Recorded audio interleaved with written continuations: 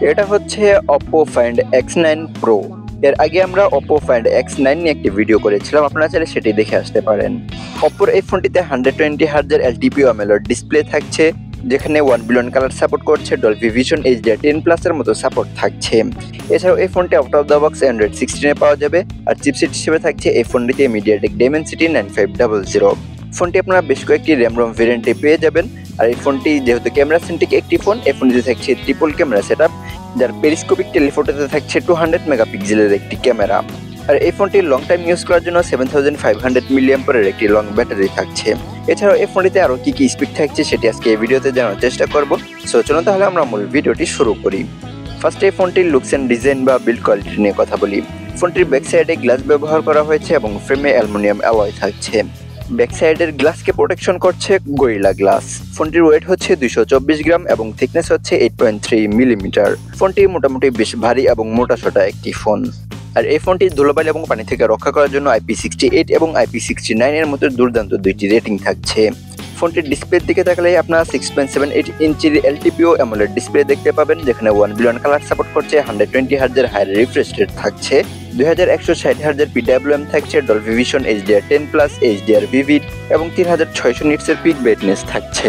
ফোনটিতে content watching এর জন্য রেজুলেশন হিসেবে থাকছে 12x2700 pixel, pixel density 450 ppi।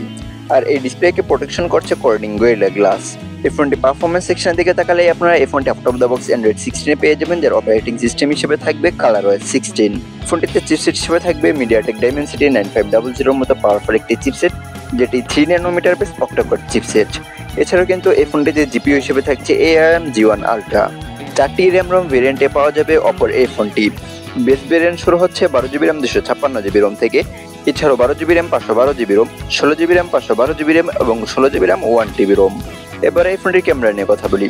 ফোনটিতে থাকছে ট্রিপল ক্যামেরা সেটআপ, যার মেন ক্যামেরাতে থাকছে 50 মেগাপিক্সেলের 1.5 অ্যাপারচারের একটি ক্যামেরা। তার সাথে 200 মেগাপিক্সেলের পেরিস্কোপিক টেলিফোটো ক্যামেরা থাকছে, যেটি দিয়ে 3x অপটিক্যাল জুম করা যাবে। সবশেষ থাকছে 50 মেগাপিক্সেলের একটি আল্ট্রা ওয়াইড শুটার। আর এই ফোনটির মেন ক্যামেরা দিয়ে সর্বোচ্চ 4K 120 FPS ভিডিও রেকর্ড করতে পারবেন। আর এই ফোনটি সেলফিতে থাকছে 50 মেগাপিক্সেলের একটি ক্যামেরা, সেলফি ক্যামেরা দিয়েও 4K 60 FPS ভিডিও রেকর্ড করা যাবে। এই ফোনটি Wi-Fi 7 ডুয়াল ব্যান্ড এবং ট্রিপল ব্যান্ড Wi-Fi সাপোর্টের সাথে Bluetooth 6.0 থাকছে। আর ফোনটিতে USB Type-C 3.2 এর সাপোর্ট থাকছে। এই ফোনটিতে সিকিউরিটি সিস্টেম হিসেবে থাকছে under display ultrasonic fingerprint sensor. এছাড়াও ফোনটিতে accelerometer sensor, gyro sensor, proximity sensor, compass sensor থাকছে।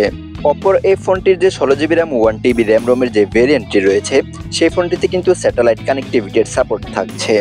সবশেষ এই ফোনটির ব্যাটারি সেকশন নিয়ে যদি কথা বলি, তাহলে এই ফোনটিতে থাকছে 7500 mAh একটি ব্যাটারি। এই ব্যাটারিটিকে আপনারা 80 ওয়াট গতিতে ফাস্ট চার্জ করতে পারবেন। সো এছাড়া আজকের এই ভিডিও কার কাছে কেমন লাগলো সেটা কমেন্ট বক্সে জানিয়ে দিতে পারেন। দেখা হচ্ছে খুব শীঘ্রই। সে পর্যন্ত ভালো থাকবেন, সুস্থ থাকবেন। 25 ইউটিউব চ্যানেল এবং ফেসবুক পেজের সাথেই থাকবেন।